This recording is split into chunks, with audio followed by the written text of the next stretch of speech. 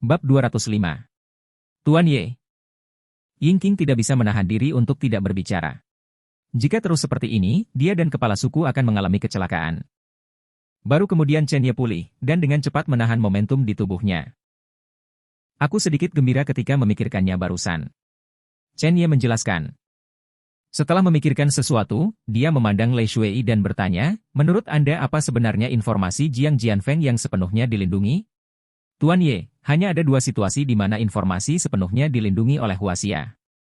Pertama, identitas orang ini sangat istimewa bagi Huaxia, dan informasi Tuan Ye juga dilindungi secara menyeluruh. Kedua, orang ini berasal dari keluarga seni bela diri khusus di Tiongkok. Chen Ye mengangguk, dia berspekulasi bahwa itu seharusnya yang terakhir. Pada saat ini, dia masih memiliki beberapa keraguan di hatinya, karena Jiang Jianfeng ini berasal dari keluarga seni bela diri, mengapa ibunya tidak memiliki dasar dalam seni bela diri? Pada saat itu, dia bahkan tidak memiliki kualifikasi untuk menyelamatkan hidupnya. Juga, tampaknya keluarga di belakang ibu tidak boleh lemah. Dan pihak lain jelas tahu tentang Yunufila. Sekarang Anda tahu, mengapa tidak mengambil tindakan ketika tragedi itu terjadi? Mengapa Anda ingin mengambil mayat orang tua Anda untuk bermain-main? Sebenarnya, ada informasi lain, saya tidak tahu apakah saya harus memberitahu Tuan Ye. Lei Shuei ragu-ragu. Chen Ye mengangkat kepalanya, dan matanya memancarkan cahaya dingin. Bicaralah. Lei Shuei mengertakkan gigi dan berkata, nomor 9 di peringkat Grandmaster Huaxia, juga disebut Jiang Jianfeng. Bang! Mendengar suara ini, Chen Ye merasa seperti dipukul keras. 9 dalam daftar Grandmaster Huaxia. Apa sebuah konsep? Hampir pembangkit tenaga listrik teratas di Cina. Selama waktu ini, menilai dari beberapa pembangkit tenaga listrik yang Chen Ye bunuh, dia pasti akan berada di 200 teratas. Kekuatan ledakan yang sebenarnya mungkin sekitar 150. Tetapi jika dia menghadapi keberadaan ke-9 di daftar Grandmaster Huaxia sekarang, dia tahu betul bahwa dia akan dikalahkan tanpa keraguan.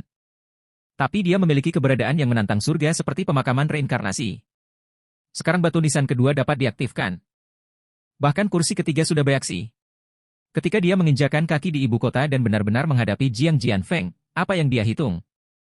Bahkan jika orang pertama di daftar Grandmaster Huaxia berdiri di depannya, Chen Ye tidak takut sama sekali. Mungkin ada keluarga seni bela diri top di Cina yang berdiri di belakang pembangkit tenaga listrik itu. Ratusan kuat. Dan dia, Chen Ye, memiliki 100 kekuatan kuno yang berdiri di belakangnya. Hancurkan semua makhluk. Chen Ye tiba-tiba meledak dengan keyakinan yang kuat, memandang Lei Shuei dan Yingqing, dan menginstruksikan, jika Anda menemukan berita tentang Jiang Jianfeng, Anda harus segera memberitahu saya. Oke, Tuan Ye. Apakah ada yang lain? Chen Ye bertanya.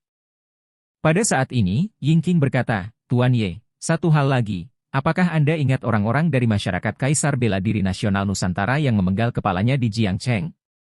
Chen Ye berpikir sejenak, lalu mengangguk, ingat. Mengapa orang-orang ini tidak menyerah dan datang ke Huaxia untuk menemukanku? Yingqing menggelengkan kepalanya, selama waktu ini, berita datang dari negara pulau bahwa masyarakat Wuhuang dapat mengambil tindakan terhadap Huaxia dalam waktu dekat. Saya menduga bahwa kelompok orang ini akan merugikan Tuan Ye. Chen Ye mencibir, suaranya sangat acuh tak acuh. Dia membuka pintu mobil secara langsung dan berkata dengan ringan, jika perkumpulan Kaisar Bela Diri berani melangkah ke Tiongkok, saya akan membuat mereka merasakan apa itu ketakutan. Setelah berbicara, pintu mobil tertutup, hanya menyisakan suara napas Lei Shuei dan Yingqing. Pada saat yang sama, Asosiasi Seni Bela Diri Provinsi Jiangnan. Tangau tidak tidur sepanjang malam. Awalnya tahun ini adalah hari yang meriah, dan ulang tahunnya yang ke-60 juga baru-baru ini.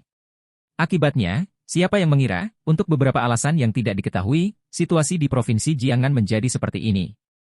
Bahkan putranya yang berharga mati. Kuncinya adalah menemukan seseorang di seluruh kota, tetapi pembunuhnya tidak dapat ditemukan. Bahkan, beberapa orang masih mengetahui bahwa bagian belakang adalah milik Chen Ye.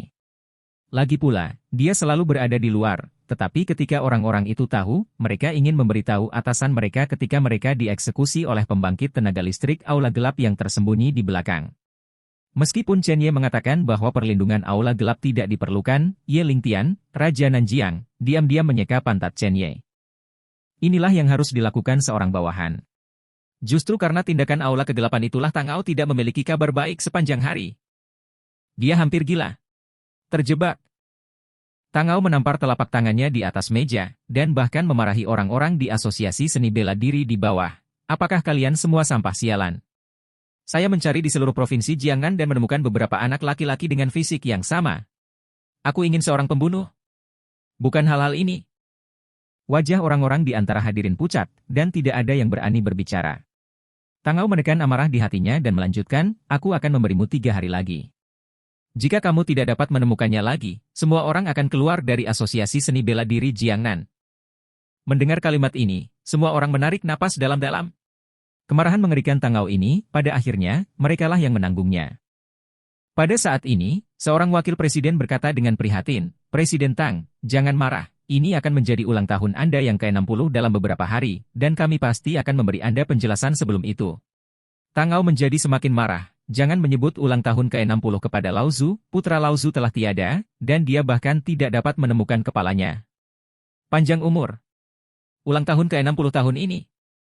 Ketika kata-kata itu jatuh, seorang lelaki tua berdiri dan dengan cepat berkata, Presiden Tang, saya tidak dapat menahannya. Tidakkah Anda memperhatikan bahwa keadaan menjadi buruk baru-baru ini?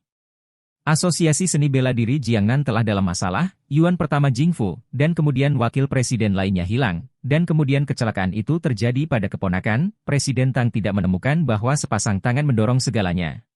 Mendengar ocehan ini, Tangau menjadi sedikit tenang, menatap lelaki tua itu dengan serius, dan bertanya, apa yang ingin kamu jelaskan? Orang tua itu berkata dengan sungguh-sungguh, Presiden Tang, tahun ini adalah tahun kehidupan, dan tahun kehidupan pasti tidak beruntung.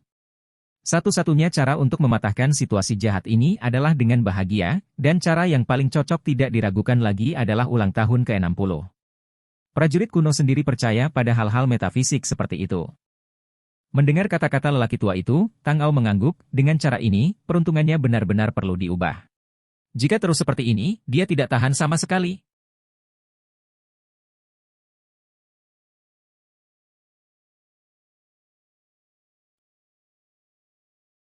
Tiba-tiba, seorang anggota staf Asosiasi Seni Bela Diri berjalan dengan tergesa-gesa, memegang sebuah. Setelah ragu-ragu selama beberapa detik, dia berkata, dengarkan saja orang tua itu. Mari kita lakukan dalam skala kecil. Meskipun Yuan Xuan mengalami kecelakaan, saya seharusnya tidak melakukan ini, tetapi jika kita tidak menghancurkan kejahatan ini, situasinya, itu akan sangat merepotkan. Tiba-tiba, seorang anggota staf Asosiasi Seni Bela Diri berjalan dengan tergesa-gesa, memegang sebuah kotak di tangannya. Presiden Tang, seorang pria membawa kotak ini sekarang, mengatakan bahwa itu harus diserahkan kepada Anda, dan dia mengucapkan selamat ulang tahun kepada Anda yang ke-60 sebelumnya. Mata Tangau menyipit, dan dia melirik kotak itu, yang cukup halus, dia mengangguk dan berkata, letakkan. Setiap tahun pada hari ulang tahunnya, beberapa orang akan memberinya berbagai hal untuk melekat padanya. Tanpa diduga, tahun ini, beberapa semut akan bertindak begitu cepat. Anggota staf akan meletakkan kotak itu ketika Tangau mengendus sedikit, dan dia mencium bau khusus. Dia berubah pikiran dan memerintahkan, bawa barang-barang itu ke sini. Ya. Anggota staf dengan hati-hati meletakkan kotak itu di atas meja di depan Tangau. Tangau mengulurkan tangannya dan membukanya langsung dengan sedikit rasa ingin tahu. Detik berikutnya, mata semua orang dipenuhi teror. Pernapasan berhenti. Anggota staf bahkan duduk di tanah, basah kuyup. Dan Tangau bahkan lebih buruk. Dia sangat berdarah sehingga dia memuntahkan seteguk darah di tempat. Wajahnya sangat pucat. Hanya karena yang disebut hadiah ini ternyata adalah kepala putranya. Kepala yang sangat mengerikan. Bab 206. Tangau benar-benar memperhatikan bahwa hadiah ini tidak benar sejak awal. Tapi saya tidak pernah membayangkan bahwa seseorang akan cukup berani untuk mengirim kepala putranya ke Asosiasi Seni Bela Diri Jiangnan. Yang paling penting adalah hadiah ulang tahun untuk ulang tahun ke-60. Ancaman. Ancaman terang-terangan. Ini membuatnya tidak bisa menjalani ulang tahunnya yang ke-60. Engah. Memikirkan hal ini, Tangau memuntahkan seteguk darah lagi. Meskipun dia sangat kuat. Dia juga presiden Asosiasi Seni Bela Diri Jiangnan. Tapi tidak ada yang berani mengancamnya seperti ini. Presiden. Presiden. Orang-orang dari Asosiasi Seni Bela Diri Jiangnan bergegas membantu Tangau, hanya untuk didorong oleh Tangau. Terjebak. Tangau kian menahan rasa sakit di tubuhnya dan meninju dinding. Ini adalah satu-satunya cara dia bisa melampiaskan amarahnya sekarang. Bang! Dinding penahan beban langsung terganggu oleh Tangau. Batu bata yang tak terhitung jumlahnya terbang keluar. Asap mengepul-mengepul di seluruh ruang konferensi. Detik berikutnya, Tangau meraih anggota staf yang membawa hadiah itu, dan bahkan menggantung tubuhnya di udara. Katakan, siapa yang membawa benda ini ke sini dan kemana dia pergi? Anggota staf sangat ketakutan sehingga dia hampir tidak bisa berkata-kata. Dia menunjuk keluar dan berkata dengan suara gemetar, dia memakai kacamata hitam, ke jalan Changbang. Bang! Anggota staf itu terlempar keluar, menabrak dinding, dan bahkan memuntahkan seteguk darah merah cerah. Hampir mati. Pada saat yang sama, embusan angin menyapu ruang konferensi, dan Tangau bergegas keluar, membawa kemarahannya yang mengerikan. Setengah jam kemudian, Tangau kembali dengan wajah gelap, matanya merah. Sangat menakutkan. Tangau menarik napas dalam-dalam, memandang semua orang, dan berkata, sepertinya anak itu menyatakan perang terhadapku. Bagus. Bagus sekali. Aku ingin melihat siapa yang bisa tertawa terakhir. Saat itu, telepon di atas meja berdering. Ponsel ini biasanya hanya berdering saat ada acara besar di Provinsi Jiangnan. Mata Tangau sedikit ragu-ragu. Bahkan tidak terpikir untuk menjangkau. Dia benar-benar takut, terlalu banyak hal yang terjadi di Provinsi Jiangnan akhir-akhir ini. Sedemikian rupa sehingga dia tidak memiliki keberanian untuk menjawab panggilan. Poin kuncinya adalah dengan begitu banyak hal yang terjadi di sekitarnya, dia tidak dapat menemukan fokus sama sekali. Ini seperti meninju bola kapas. Terkadang dia bahkan bertanya-tanya, kapan perubahan di Provinsi Jiangnan dimulai? Setelah ragu-ragu selama beberapa detik, dia masih mengangkat telepon. Saya Tangau, ada apa? Segera, wajah Tangau berubah, dan ada sedikit rasa dingin di matanya. Bibirnya sedikit bergetar, dan dia berkata kepada orang-orang dari Asosiasi Seni Bela Diri Provinsi Jiangnan di bawahnya, keluarga Wu di Provinsi Jiangnan dihancurkan. 1 detik. 2 detik. Ruang pertemuan itu sangat sunyi. Bahkan suara nafas pun tidak terdengar. Mata semua orang melebar, seperti patung, tercengang di tempat. Mendesis. Ketika mereka bereaksi, semua orang menarik napas dalam-dalam. Keluarga Wu benar-benar hancur. Apa-apaan? Ini pernah menjadi keluarga teratas di Provinsi Jiangnan. Meskipun telah menurun selama bertahun-tahun, dengan Wu Qiwan dan Tuan Wu, siapa yang berani menghancurkan keluarga Wu? Bahkan jika 10.000 orang tidak mempercayainya, itu masih terjadi. Poin kuncinya adalah kali ini terlalu aneh. Kemarin, putra Tangau dipenggal. Hari ini, keluarga Wu di Provinsi Jiangnan musnah. Apakah Provinsi Jiangnan akan berubah? Tangau melirik semua orang, tetapi masih berkata, jika saya tidak menebak, orang yang membunuh keluarga Wu seharusnya adalah orang yang sama yang membunuh putra saya. Orang ini hampir mengabaikan peraturan Provinsi Jiangnan dan hampir memprovokasi seluruh dunia seni bela diri di Provinsi Jiangnan. Mulai sekarang, semua keluarga dan pasukan di Provinsi Jiangnan akan mengaktifkan peringatan darurat. Cari orang di belakangnya di seluruh kota. Juga, kita tidak tahu apa nama anak ini saat ini, jadi mari kita buat kode saja, Hunter. Mulai hari ini, dunia seni bela diri di Provinsi Jiangnan dan para pemburu adalah musuh. Aku ingin melihat siapa yang berburu siapa. Beberapa kalimat terakhir hampir diucapkan oleh Tangau dengan gemuruh. Villa Mincui. Sama seperti Chen Ye sedang berbaring di sofa, telepon menelepon.